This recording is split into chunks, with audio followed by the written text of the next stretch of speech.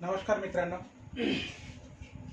या अगोदर आपण जो समासाचा जो प्रकार पाहिलेले आहेत, समासाचा अभ्यास करताना जे समासाचे उपप्रकार अव्ययभाव समास, तत्पुरुष समास, द्वंद्व समास आणि बहुव्रीही समास, यापैकी आपण अव्ययभाव समास आणि तत्पुरुष समास आणि त्याचे उपप्रकार पाहिलेले आहेत। या अगोदरच्या तासाला शेवटी आपण ज्या समासाचा विचार मांडलेला होता तो द्वंद्व समास। आज आपण या द्वंद्व समासाविषयी माहिती पाहत आहोत। सर्वप्रथम द्वंद्व समासाची व्याख्या। द्वंद्व समास म्हणजे काय?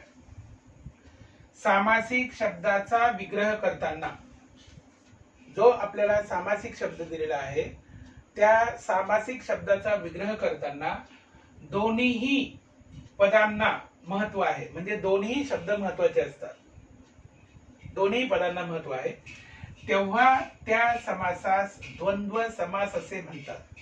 काय आहे? दोन्हीही पदांना महत्व, म्हणजे दोन्ही शब्द काय आहेत? महत्वाचे आहेत। उदाहरणार्थ देतोय, उदाहरण बघा। सामासिक शब्द आणि त्यांचे विग्रह। माता पिता, जसं माता आईला जसं महत्व आहे तसंच पित्यालाही महत्व आहे, म्हणून माता पिता हे दोन्ही शब्द एकत्र आहेत। जसं माता या शब्दाला महत्व आहे तसंच पिता या शब्दाला महत्व आहे। तसेच खरे खोटे, पाला पाचोळा। आता या शब्दांचा विग्रह करताना लक्षात घ्या, माता पिता, माता व पिता किंवा माता आणि पिता, खरे खोटे, खरे किंवा खोटे, पाला पाचोळा, पाला पाचोळा वगैरे वगैरे, हे सामासिक शब्द आहेत द्वंद्व समासाचे। हा विग्रह केलेला आहे। पुन्हा एकदा पहा, सामासिक शब्दाचा विग्रह करताना सगळ्यात महत्त्वाचं काय आहे? दोन्हीही पदांना सारखंच महत्व असतं किंवा सारख्याच महत्वाचे असतात, दोन्ही शब्द तितक्याच महत्वाचे असतात। तेव्हा त्या समासास काय म्हटलेलं आहे? द्वंद्व समास असं म्हटलेलं आहे। काय म्हटलेलं आहे? द्वंद्व समास। द्वंद्व समासाची उदाहरण दिलेली आहेत मी तुम्हाला। माता पिता, त्याचा विग्रह माता व पिता, खरे खोटे, खरे किंवा खोटे, पाला पाचोळा, पाला पाचोळा वगैरे वगैरे। आता मी तुम्हाला जे द्वंद्व समासाचे उपप्रकार पडतात त्यांच्याविषयी माहिती सांगतो आहे। द्वंद्व समासाचे उपप्रकार, द्वंद्व समासाचे 3 उपप्रकार पडतात। द्वंद्व समासाचे 3 उपप्रकार।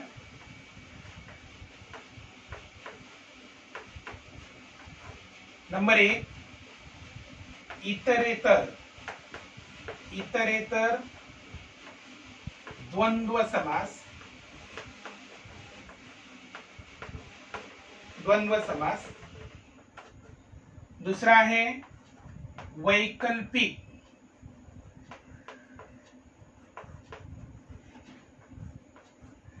द्वंद्व समास।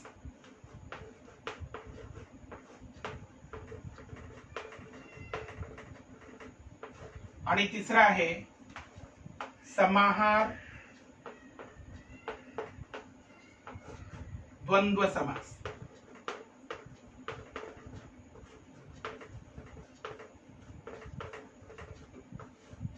त्यापैकी ऐका, इतरेतर द्वंद्व समासाविषयी आपण माहिती घेऊया। हे उपप्रकार आहे द्वंद्व समास। द्वंद्व समासाचे 3 उपप्रकार आहेत: इतरेतर द्वंद्व समास, वैकल्पिक द्वंद्व समास आणि समाहार द्वंद्व समास। त्यापैकी इतरेतर द्वंद्व समासाविषयी माहिती घेऊया। इतरेतर द्वंद्व समास म्हणजे काय? इतरेतर द्वंद्व समास म्हणजे सामासिक शब्दाचा विग्रह करताना, सामासिक शब्दाचा विग्रह करताना,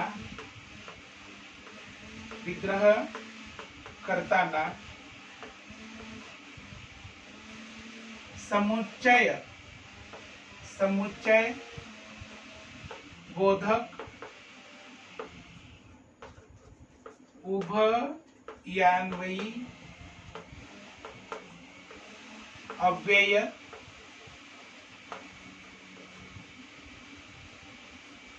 वापरली जातात किंवा वापर केला जातो। उभयान्वयी अव्ययांचा वापर केला जातो किंवा वापरली जातात।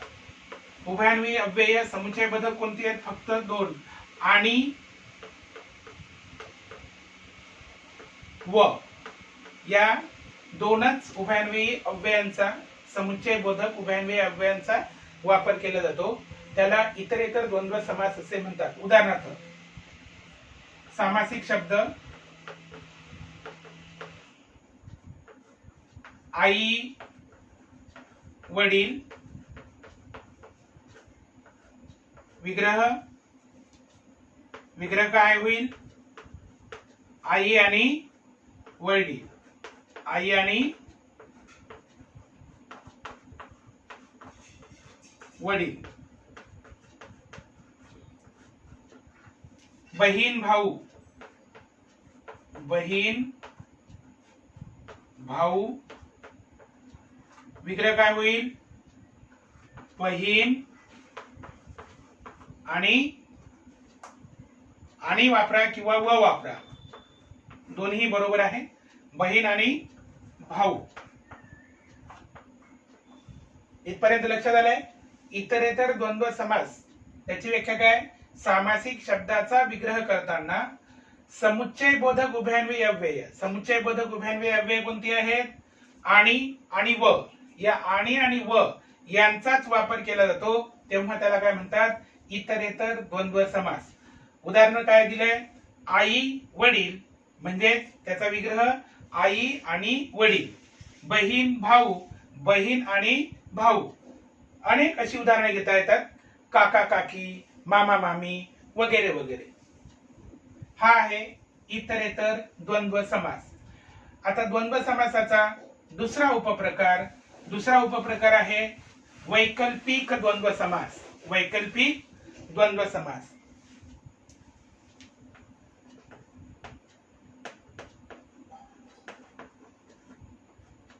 वैकल्पिक द्वंद्व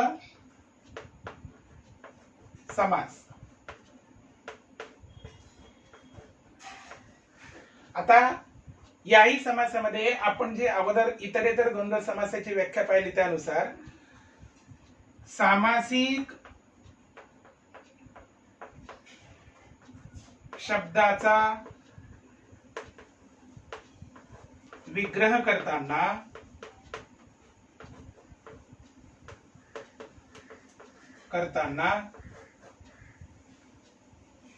वैकल्पिक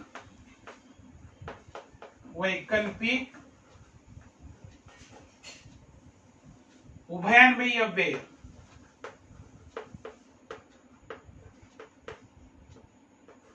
वैकल्पिक याचा अर्थ काय? विकल्प, हे किंवा ते उभयान्वयी अव्ययांचा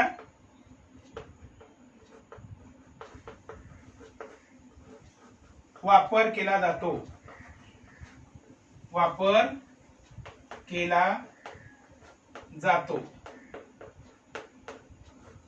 या अगोदरचा आपण अभ्यासलेला इतरेतर द्वंद्व समासामध्ये उभयान्वयी अव्ययच वापरले जातात, पण कोणती? समुच्चय बोधक. कोणती? समुच्चय बोधक. मग समुच्चय बोधक कोणती अव्यय आहेत? आणि व. मग वैकल्पिक किंवा विकल्पदर्शी कोणते आहेत? किंवा, अथवा, वा.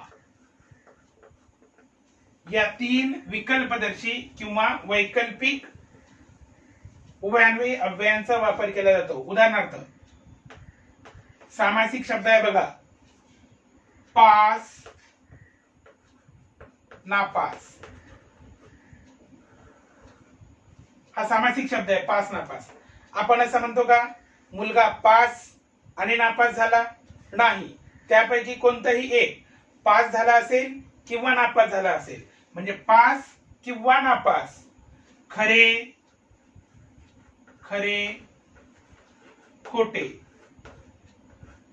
आपण असं म्हणतो का हा मुलगा खरे खोटे बोलतो? एकतर तो खोटच बोलतो किंवा खरंच बोलतो. म्हणजे त्याचा विग्रह काय होईल? पास नापासचा पास अथवा नापास. पास अथवा नापास. खरे वा खोटे, खरे वा खोटे. आता ही उदाहरण दाखल मी तुम्हाला दोन उदाहरण दिलेली आहेत. ही जी वैकल्पिक उभयान्वयी अव्यय आहेत किंवा अथवा वा ज्या समासामध्ये वापरले जातात त्याला वैकल्पिक द्वंद्व समास असं म्हणतात. या वैकल्पिक द्वंद्व समासाची व्याख्या पुन्हा एकदा सांगतोय. सामासिक शब्दाचा विग्रह करताना वैकल्पिक उभयान्वयी अव्ययांचा वापर केला जातो तेव्हा त्या समासास काय म्हणतात? वैकल्पिक द्वंद्व समास. मग वैकल्पिक जे उभयान्वयी अव्यय कोणती कोणती आहे? किंवा अथवा वा. उदाहरणार्थ सामासिक शब्द पास नापास त्याचा विग्रह पास अथवा नापास. खरे खोटे त्याचा विग्रह खरे वा खोटे. असे तुम्हाला अनेक उदाहरणे घेता येतील. दूर जवळ, 3 4, 10 15 वगैरे वगैरे. 10 15, 10 किंवा 15, 3 4, 3 किंवा 4. दूर जवळ, दूर अथवा जवळ. अशा प्रकारचे अनेक तुम्हाला उदाहरणे घेता येतात किंवा घेऊ शकतो. अशा प्रकारे आपण अगोदर इतरेतर द्वंद्व समास बघितला. आता वैकल्पिक द्वंद्व समास. आता आपण पाहणार आहोत या द्वंद्व समासाचा तिसरा उपप्रकार समाहार द्वंद्व समास. समाहार द्वंद्व समास.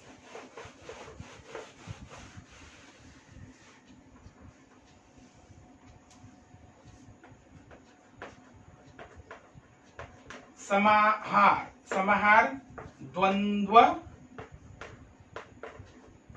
समास. या समासाची व्याख्या थोडीशी वेगळी आहे बघा. ती अशी आहे. सामासिक शब्दाचा विग्रह करताना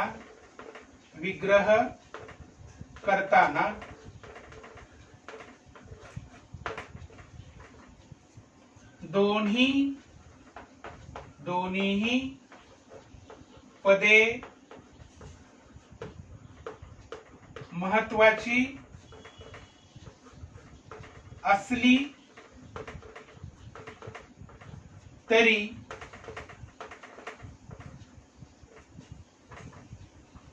दुसरे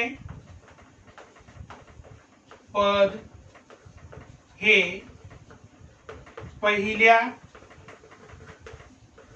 पदाच्या किंवा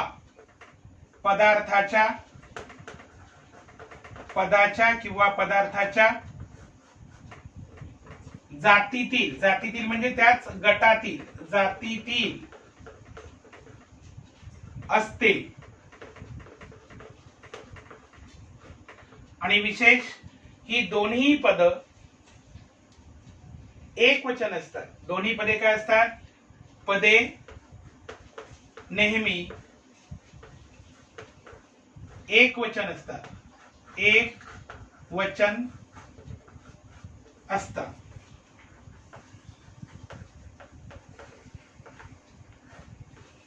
व्याख्या पुन्हा वाचतोय, लक्षात नाही का? समाहार द्वंद्व समास म्हणजे काय? सामासिक शब्दाचा विग्रह करताना दोन्ही पदे महत्वाची असली तरीही दुसरे पद हे पहिल्या पदाच्या पदार्थाच्या जातीतील असते. आणि नेहमी जी दोन्ही पदे असतात ही दोन्ही पदे नेहमी एकवचनी असतात. नेहमी काय असतात? एक वचनामध्ये असतात किंवा एक वचनच असतात. आता मी त्याचं उदाहरण देतो आहे. तुम्ही जर लिहून घेतलं असेल तर ठीक. पुन्हा एकदा लक्ष द्या. ओके, झालेलं आहे. मी आता तुम्हाला उदाहरण देतोय.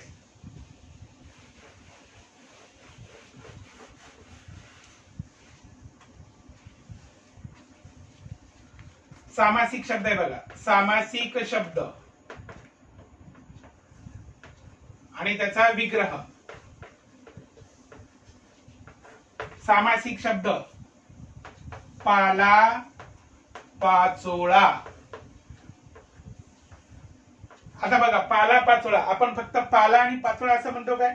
नव्हे. जंगलामध्ये गेल्यानंतर पाला पाचोळा तिथे काड्या असतील, लाकडं असतील, काळी असतील, पडलेले असतील, केर कचरा असेल, या सर्वांना मिळून आपण काय म्हणतो? पाला पाचोळा. मग याचा विग्रह काय होणार आहे? पाला पाचोळा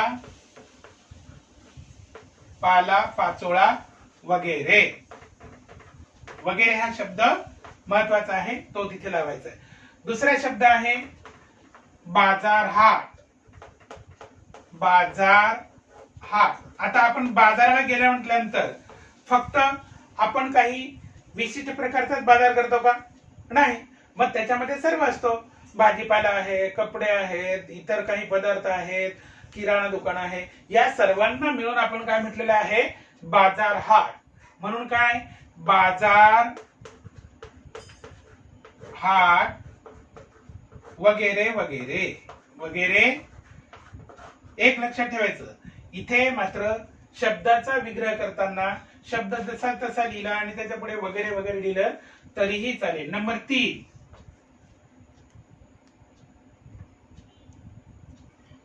कपडा लत्ता. कपडा लत्ता.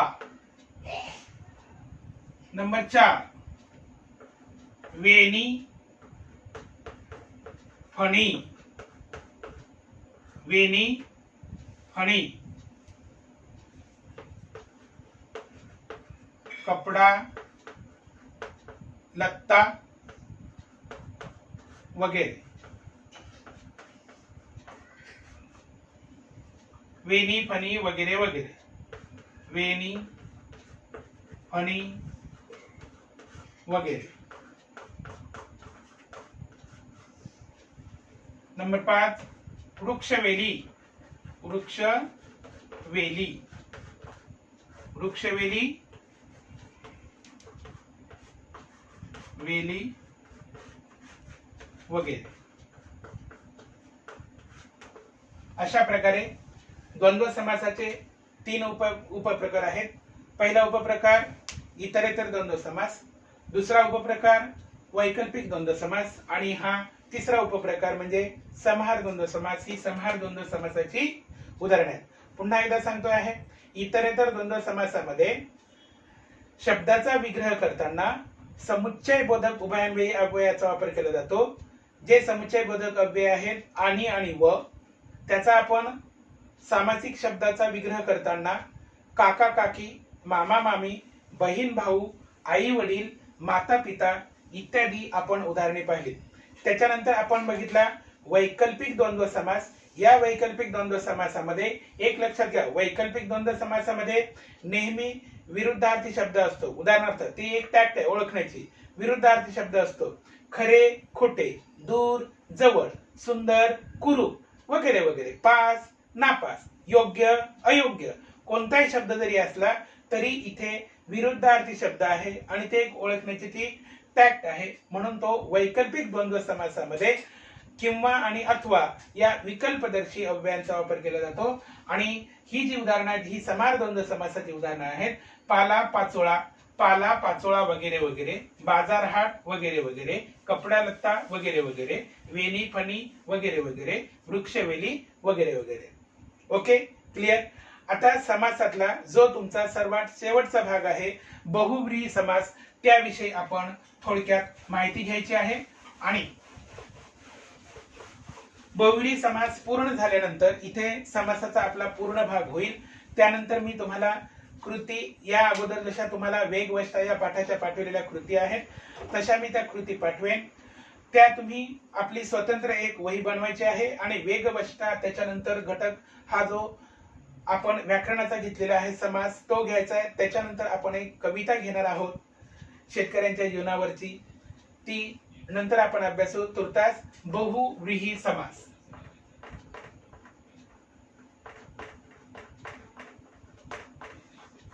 बहुव्रीही समास. या समासाची व्याख्या पहा.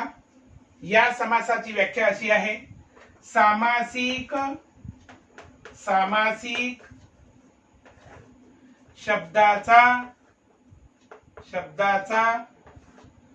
विग्रह करताना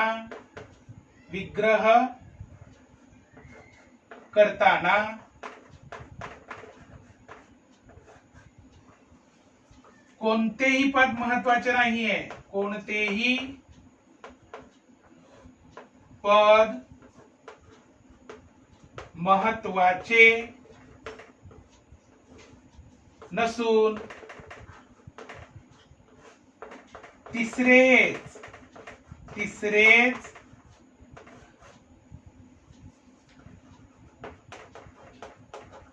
कोणते तरी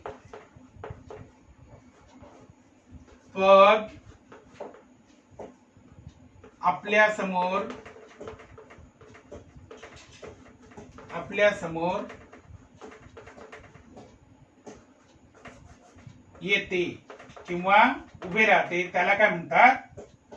बहुव्रीही समास. उदाहरणार्थ बघा, सामासिक शब्द. उदाहरणार्थ सामासिक शब्द आहे गजानन. आता ऐका, याचा विग्रह करणार आहे मी. गजानन. गज म्हणजे काय? हत्ती. आनंद म्हणजे काय? तोंड. उदाहरणार्थ बघा, याची फोड बघितली. गजानन, गज अधिक आनंद. आता इथे गज म्हणजे हत्ती. काय आहे? हत्ती. आनंद म्हणजे तोंड. आनंद म्हणजे काय? तोंड.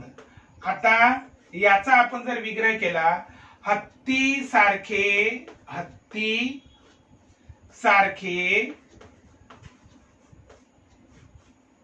तोंड ज्याचे असा जो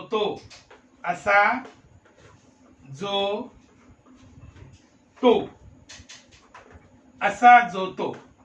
आता ऐका, गजानन, गज अधिक आनंद, हे दोन शब्द आहेत. गज म्हणजे हत्ती, आनंद म्हणजे तोंड. विग्रह काय समासाचा? हत्ती सारखे तोंड ज्याचे आहे असा जो तो. कोण? गणपती. आता इथे गणपतीचा उल्लेख आहे का? नाही. फक्त गज आणि आनंद म्हणजे हत्ती आणि तोंड या दोन शब्दांचा उल्लेख आहे. परंतु आपल्या व्याख्येनुसार सामासिक शब्दाचा विग्रह करताना, सामासिक शब्दाचा आपण काय केलेला आहे? विग्रह केलेला आहे. सामासिक शब्दाचा विग्रह करताना कोणतेही पद महत्वाचे नाही. ना इथे गज महत्वाचा आहे, ना आनंद महत्वाचा आहे. तिसरंच कोणतं तरी पद आपल्या डोळ्यासमोर उभं राहतं. म्हणून कोणतेही पद महत्वाचे नसून तिसरेच कोणते तरी पद आपल्या समोर येते, त्याला म्हणतात बहुव्रीही समास. मग उदाहरण दिलेलं आहे बघा. गजानन, गज अधिक आनंद म्हणजे हत्ती आणि तोंड. हत्ती सारखे तोंड आहे ज्याचे असा जो तो. गणपती म्हणजे तिसरंच पद येतं, याला म्हणतात बहुव्रीही समास. आता अजून मी उदाहरण देतोय बहुव्रीही समासाची. लक्ष द्या इकडे. दुसरा आहे बघा, नीलकंठ.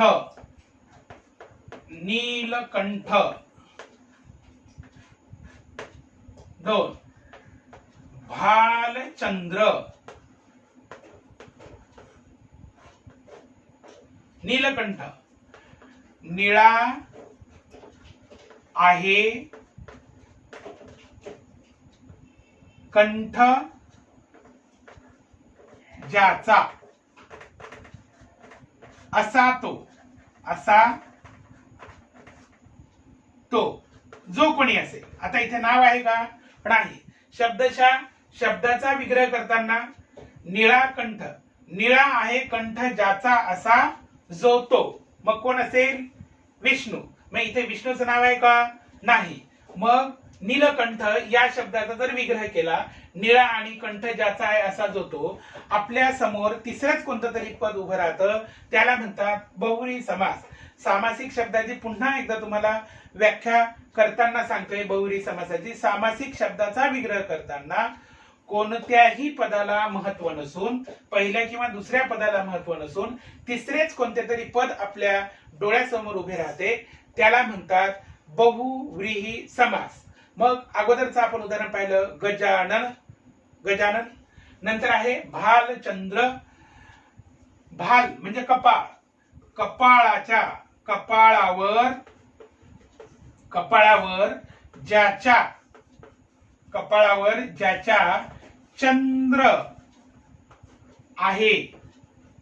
चंद्र आहे असा जो. कोण आहे?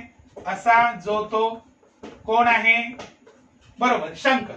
म्हणजेच इथे शंकराचं नाव आपल्याला इथे अपेक्षित आहे, परंतु इथे दिलेला आहे का? नाही, म्हणून भालचंद्र. आता नंतर तिसरं उदाहरण बघा, वक्रतुंड. वक्रतुंड, वक्रतुंड. आता वक्र म्हणजे काय? वाकडे. वक्र म्हणजे काय? वाकडे. आणि तुंड म्हणजे काय? तोंड. तुंड म्हणजे काय? तोंड. म्हणजे वाकडे तोंड ज्याचे आहे असा जो तो, असा जो तो म्हणजे कोण? गणपती. आता वक्रतुंड म्हणजे गणपतीचं नाव आहे. वक्रतुंड, वक्र म्हणजे वाकडं, कारण की त्यांची जी सोंड आहे ती काय आहे? वाकडी आहे, म्हणून त्यांना काय म्हटलेलं आहे? वक्रतुंड असं म्हटलेलं आहे. ओके, इथपर्यंत क्लिअर? ठीक आहे. आता मी पूर्ण एकदा उजळणी सांगतोय तुम्हाला आपल्या समासाची. या अगोदर जे दोन आपण अभ्यास म्हणजे पाठांचा अभ्यास केलेला आहे समासामध्ये, त्या समासामध्ये अव्ययभाव समास, तत्पुरुष समास, द्वंद्व समास आणि बहुव्रीही समास. अव्ययभाव समासाला कोणताही उपप्रकार नाही. अव्ययभाव समासामध्ये पहिले पद महत्वाचं आहे. त्याच्यानंतर आपण तत्पुरुष समास बघितला. तत्पुरुष समासामध्ये दुसरे पद महत्वाचं आहे. सामासिक शब्दाचा विग्रह करताना दुसरे पद, त्याच्यामध्ये 3 उपप्रकार बघितले. विभक्ती तत्पुरुष, नंतर कर्मधारय आणि नंतर द्विगु. द्विगु मध्ये लक्षात ठेवायचं पहिलं पद हे संख्यावाचक असतं. विभक्तीमध्ये लक्षात ठेवायचं विभक्तीचा जेव्हा आपण विचार करतो तेव्हा सामासिक शब्दाचा विग्रह करताना पहिल्या पदाला कोणती ना कोणती तरी विभक्ती किंवा विभक्तीचा प्रत्यय लागलेला असतो. आता ही तुम्हाला विभक्ती सांगितलेलीच आहे, प्रथमा द्वितीय वगैरे यानुसार कुठला तरी त्याला विभक्तीचा प्रत्यय लागलेला असतो, म्हणजे विभक्ती तत्पुरुष. त्याच्यानंतर आपण बघितला आज द्वंद्व समास. या द्वंद्व समासाचा आपण विचार करताना त्याची व्याख्या अशी बघितली की दोन्ही शब्दांना महत्व असतं. काय असतं? दोन्ही शब्दांना महत्व असतं, त्याला म्हणतात द्वंद्व समास. त्याची 3 उपप्रकार बघितलेले आहेत. इतरेतर द्वंद्व समास. इतरेतर द्वंद्व समासामध्ये समुच्चय बोधक उभयान्वयी अव्यय म्हणजे आणि व याचा वापर केला जातो. उदाहरणार्थ माता पिता, बहीण भाऊ वगैरे वगैरे. आणि नंतर आपण बघितलं वैकल्पिक द्वंद्व समास. या वैकल्पिक द्वंद्व समासामध्ये सामासिक शब्दाचा विग्रह करताना किंवा आणि अथवा हे विकल्पदर्शी अव्यय वापरले जातात. खरे खोटे, पास नापास, दूर जवळ, कुरूप सुंदर, योग्य अयोग्य वगैरे वगैरे. आणि त्यानंतर त्याचा उपप्रकार बघितला समाहार द्वंद्व समास. ओके, समाहार द्वंद्व समासामध्ये सामासिक शब्दाचा विग्रह करताना दोन्ही पदे महत्वाची असली तरीही ते दोन्ही पद किंवा दोन्ही शब्द हे एकमेकांच्या गटातील किंवा जातीतील असतात. उदाहरणार्थ पालापाचोळा, मीठ भाकर वगैरे वगैरे, चहा पाणी वगैरे वगैरे. ओके, त्याच्यानंतर आपण बघितला हा शेवटचा उपप्रकार समासामधला बहुव्रीही समास. बहुव्रीही समासाची व्याख्या सामासिक शब्दाचा विग्रह करताना येथे कोणत्याही पदाला महत्व नसतं. कोणतं तरी तिसरं पद आपल्या मनाच्या डोळ्यासमोर, मनचक्षु समोर उभं राहतं, विचार करावा लागतो नाही का, आणि मग त्याला म्हणतात बहुव्रीही समास. मग उदाहरण आपण बघितली गजानन, भालचंद्र, नीलकंठ, वक्रतुंड, चक्रपाणी अशी अनेक उदाहरणं आहेत. ओके, आज मी येथेच थांबतो. यानंतर जे समासावरच्या ज्या काही कृती आहेत त्या कृती मी तुम्हाला यानंतरच्या पाठाला पाठवेन. तेव्हा ज्या काही कृती तुम्हाला प्राप्त होतील त्या तुम्ही स्वतंत्र वहीमध्ये लिहायच्या आहे आणि त्या तुमच्या वर्गामध्ये प्रत्यक्ष तुम्ही आल्यानंतर त्या तपासल्या जातील आणि हे जे सर्व आहे हे तुमचं परीक्षेसाठी ग्राह्य मानलं जाणार आहे. तेव्हा कोणीही दुर्लक्ष करू नये, सर्वांनी ते व्यवस्थितपणे लिहावे. धन्यवाद.